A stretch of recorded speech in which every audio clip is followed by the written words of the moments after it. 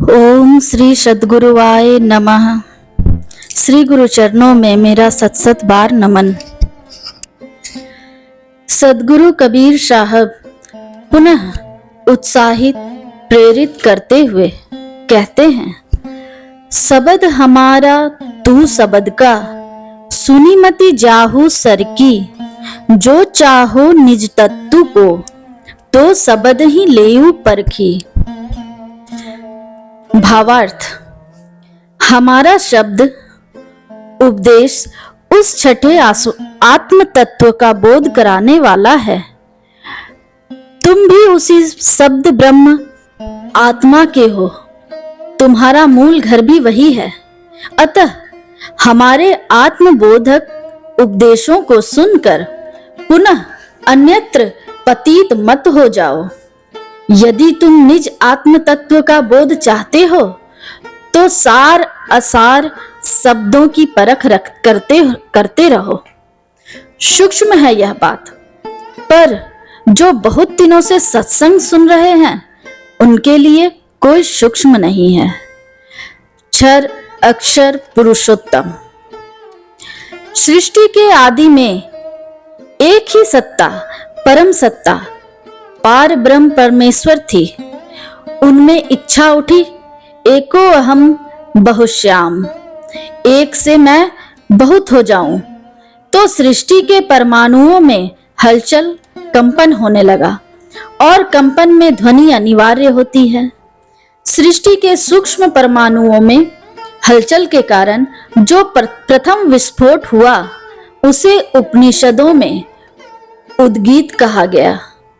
इसे ही ओंकार, सत शब्द, राम, आदिनाद, अक्षर ब्रह्म इत्यादि नामों से पुकारा गया।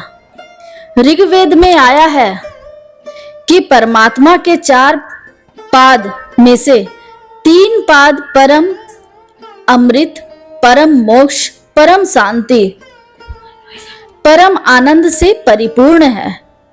विस्फोट हुआ, जहां कंपन हुआ, उस अंश को क्षर ब्रह्म कहा जाता है। गीता के 15वें अध्याय में श्री कृष्ण कहते हैं, इस लोक में क्षर, अक्षर और पुरुषोत्तम 3 बातें हैं।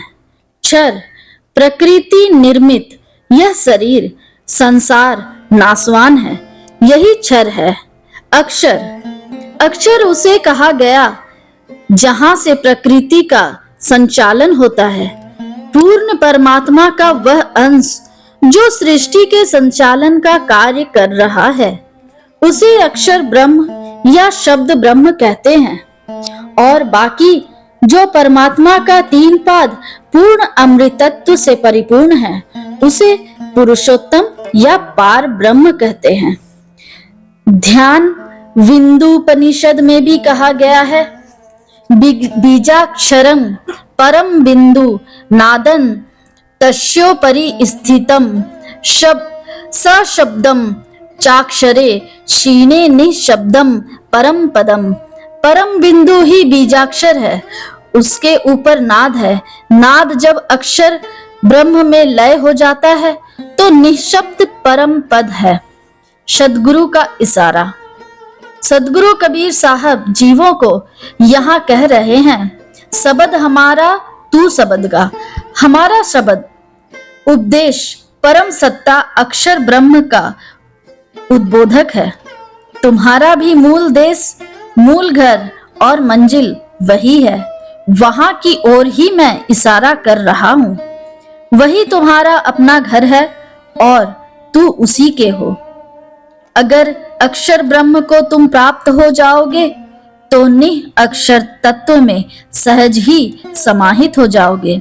सद्गुरु कबीर साहब कह रहे हैं, सुनी मति जाहू सर की, इसलिए मेरे उपदेशों को सुनकर तुम सरक गिर मत जाओ। दूसरा अर्थ इस प्रकार है, हमारे उपदेश के तुम अधिकारी हो, क्योंकि तुम मानव हो। मानवों को ही परम मोक्ष में पहुंचने का अधिकार है। अन्य जितने भी पशु पक्षी इत्यादि योनियां हैं, वहां भोग का तो अधिकार है, सांसारिक सुखों की प्रवृत्ति तो वहां संभव है, पर मोक्ष वहां संभव नहीं है। अगर एक गाय, एक कुत्ता अथवा कोई अन्य मानव वेतर प्राणी वह अपनी आत्मा को पहचानना चाहे तो यह उसके लिए असंभव है, लेकिन आदमी स्वतंत्र है और समर्थ है कि वह चाहे तो जानवर बनकर भी जी सकता है और चाहे तो परमात्मा भी बन सकता है।